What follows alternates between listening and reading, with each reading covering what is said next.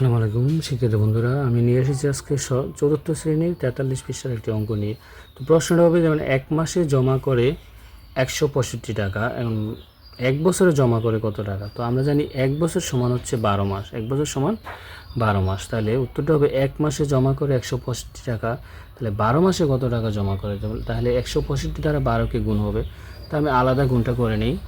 মানে এখানে 165 গুণ 12, তো 5 দুগুণে 10, 10 শূন্য, 6 দুগুণে হাতে থাকে 1, 6 দুগুণে 12, 12 রেখে 13, 13 3 হাতে থাকে 1, 2 একে 2 হাতে থাকে 1, 2 এর একে 3।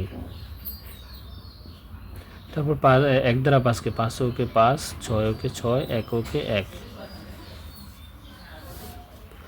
এখন এই 0 0, 5 3 8, 6 3 9, 1 1, 1980 টাকা, 1980 টাকা। তাহলে 165 × 12 উত্তরটা হবে 1980 টাকা।